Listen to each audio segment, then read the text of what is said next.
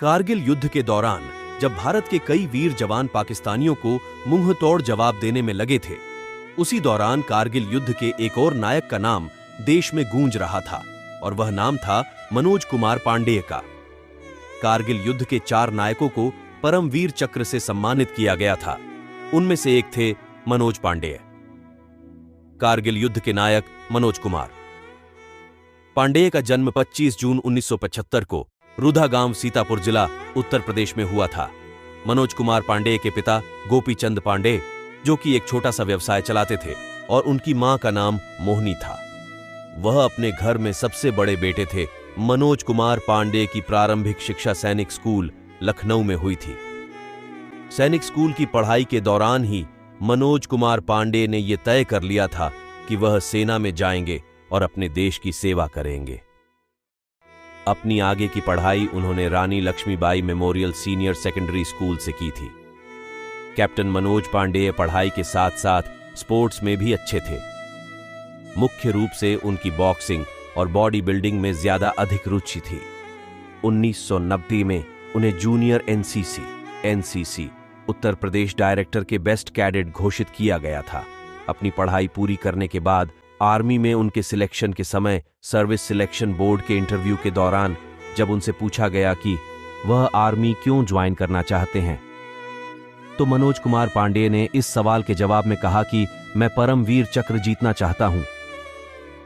National defence academy से graduate होने के बाद मनोज कुमार को लेफ्टिनेंट के तौर पर कमीशन किया गया।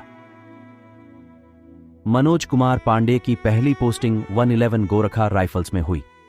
नेशनल डिफेंस एकेडमी से पास होने के बाद उन्हें लेफ्टिनेंट के पद पर 7 जून 1999 में 111 गोरखा राइफल्स में कमीशन किया गया।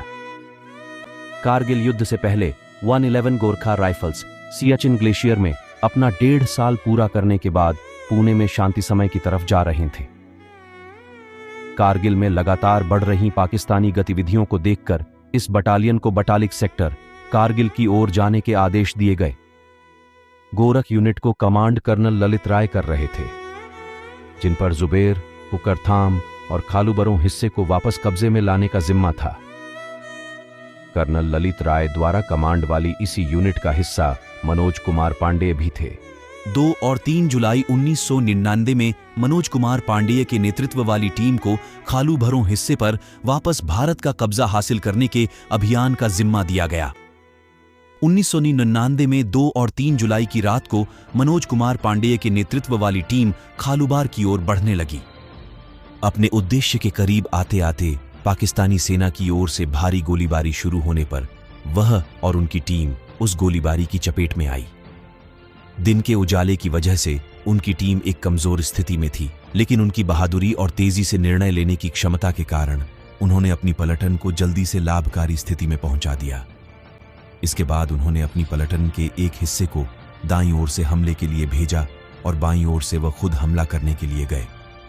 अपनी ओर से आगे बढ़ते हुए मनोज कुमार पांडेय ने 2 दुश्मनों को मार गिराया और आगे दूसरे बंकर की ओर बढ़ते हुए 2 और दुश्मनों को मार गिराया।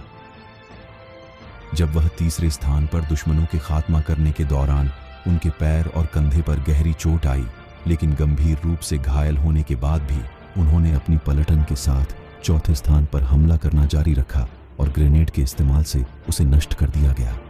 इस विस्फोट से उनके माथे पर भी काफी घातक चोट आई, लेकिन इसके बाद भी उन्होंने अपने दृढ़ निश्चय से खालूबर पर भारत का कब्जा वापस हासिल किया। 3 जुलाई 1999 में मनोज कुमार पांडेय वीरगति को प्राप्त हुए।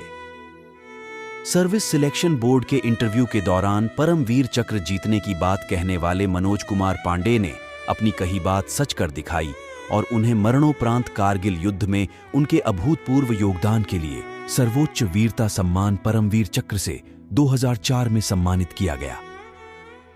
24 साल की उम्र में उन्होंने अपने देश की सेवा करते हुए अपनी जान देश के नाम न्योछावर की। उनके इस अभूतपूर्व योगदान को भारत कभी नहीं भुला पाएगा। भारत के लिए उनका बलिदान को हमेशा याद रखा जाएगा।